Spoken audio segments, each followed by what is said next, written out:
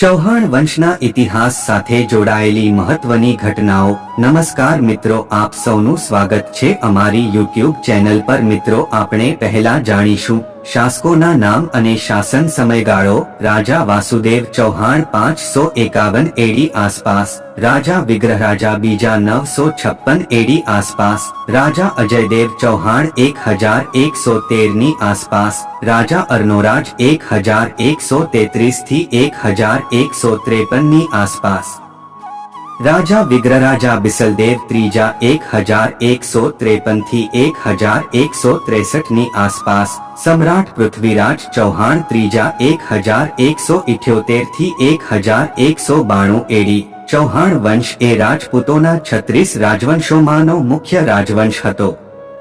તમને જણાવી દઈએ કે રાજપૂત એક એવો મહાન સમુદાય છે જેમણે હંમેશા માતૃભૂમિની રક્ષા માટે પોતાના જીવની પણ પરવા નથી કરી।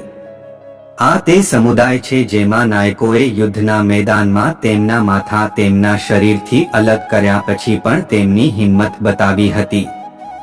અહીં તમને રાજપૂત સમુદાયના સમૃદ્ધ રાજવંશ ચૌહાણ વંશ વિશે જાણવા મળશે। આ રાજવંશના ઇતિહાસ અને તેના યોગદાનને લગતી મહત્વની ઘટનાઓ વિશે વિગતવાર જાણવા માટે વિડીયોને અંત સુધી જુઓ। ચૌહાણ વંશનો સંક્ષિપ્ત ઇતિહાસ। ઉત્તર ભારતની આર્ય જાતિઓમાંની એક ચવાહણ અથવા ચૌહાણ છે, જે રાજપૂતોના પ્રખ્યાત કુળોમાંની એક છે। ચૌહાણ વંશની સ્થાપનાનો સમય લગભગ 7 મીટર સદીનો માનવામાં આવે છે। ચૌહાણ વંશની સ્થાપના એક બહાદુર યોદ્ધા રાજા વાસુદેવ ચૌહાણ દ્વારા કરવામાં આવી હતી। ઘણા ઇતિહાસકારો અને વિદ્વાનો માને છે કે ચૌહાણ વંશે પુષ્કર, સંભાર તળાવ, આમેર, રાજસ્થાન વગેરે જેવા વિસ્તારોમાં શાસન કર્યું હતું। જો કે હવે સમગ્ર ઉત્તર ભારતમાં ચૌહાણ વંશના રાજપૂતો સારી સંખ્યામાં જોવા મળે છે। આ વંશના સ્થાપક વાસુદેવ પછી પૂર્ણતાલ, જયરાજ, વિગ્રહરાજ પ્રથમ, ચંદ્રરાજ, ગોપરાજ જેવા જાણીતા સામંતોના નામ પ્રખ્યાત શાસકોની શ્રેણીમાં આવે છે, જેમણે માત્ર આ વંશનો વિસ્તાર કર્યો જ નહીં પરંતુ રાજપૂતોનું ગૌરવ પણ પુનઃસ્થાપિત કર્યું। ચૌહાણ વંશના મુખ્ય શાસક રાજા અજયદેવ ચૌહાણે અજમેર શહેરની સ્થાપના કરી હતી। આ સમૃદ્ધ શહેરમાં એક ભવ્ય સુંદર મહેલ તેમજ અલૌકિક મંદિરની સ્થાપના કરવામાં આવી હતી। ચૌહાણ વંશના મુખ્ય શાસકો। આ વંશના આ મહાન શાસકોએ કલાથી લઈને વ્યવસાય સુધીના ક્ષેત્રોમાં મહત્વપૂર્ણ યોગદાન આપ્યું હતું। સમ્રાટ પૃથ્વીરાજ ચૌહાણ ત્રીજાની મહત્વપૂર્ણ લશ્કરી ઝુંબેશ। ચૌહાણ વંશના પ્રતાપી રાજાએ પોતાની બહાદુરીના આધારે એક વિશાળ જમીન પોતાના રાજ્યમાં મેળવી લીધી હતી। આમ ઇતિહાસમાં સમ્રાટ પૃથ્વીરાજ ચૌહાણ ત્રીજાના લશ્કરી અભિયાનો અને વિજયોને ચૌહાણ વંશ માટે સુવર્ણ યુગ તરીકે જોવામાં આવે છે। નાગાર્જુન અને ભંડાનકોનું દમન। સમ્રાટ પૃથ્વીરાજ ચૌહાણ ત્રીજા સિંહાસન પર બેઠા કે તરત જ યોગ્ય તક જોઈને તેમના પિતરાઈ ભાઈ નાગાર્જુને બળવો કર્યો, જેનો ઉદ્દેશ્ય અજમેરની સત્તા પર પોતાનું વર્ચસ્વ સ્થાપિત કરવાનો હતો।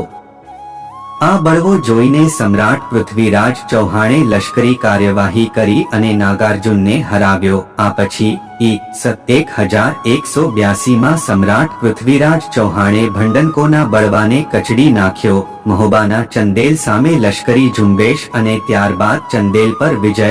1182 એડીમાં સમ્રાટ પૃથ્વીરાજ ચૌહાણે મહોબાના ચંદેલ શાસક પર હુમલો કર્યો। પરિણામે ચંદેલ રાજાને સંધિ કરવાની ફરજ પડી। આ વિજય સાથે સમ્રાટ પૃથ્વીરાજ ચૌહાણે મહોબાના ઘણા ગામોને પોતાના અધિકાર ક્ષેત્રમાં લઈ લીધા। ચાલુક્યો પર લશ્કરી ઝુંબેશ અને વિજય। 1184 એડીમાં સમ્રાટ પૃથ્વીરાજ ચૌહાણે ગુજરાતના ચાલુક્ય શાસક સાથે લશ્કરી અભિયાન ચલાવ્યું અને ચાલુક્યો પર વિજય મેળવ્યો। આ યુદ્ધ પછી સમ્રાટ પૃથ્વીરાજ ચૌહાણ અને ચાલુક્ય શાસક વચ્ચે એક સંધિ પર હસ્તાક્ષર થયા, જેણે બંને વચ્ચે વર્ષોથી ચાલતી દુશ્મનાવટનો અંત લાવ્યો।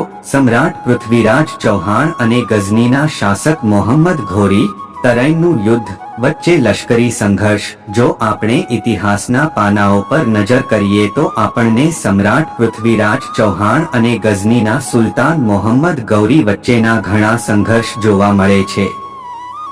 આ સંઘર્ષોમાં મોહમ્મદ ઘોરી દરેક વખતે હારતો જણાય છે। ગઝનીના સુલતાન જયચંદ અને સમ્રાટ પૃથ્વીરાજ ચૌહાણ વચ્ચેના પરસ્પર મતભેદોનો લાભ લે છે। આમ જયચંદ સમ્રાટ પૃથ્વીરાજ ચૌહાણને દગો આપે છે અને ગઝનીના સુલતાનને ટેકો આપે છે। આ યુદ્ધ પછી ભારતનો ઇતિહાસ બદલાઈ જાય છે।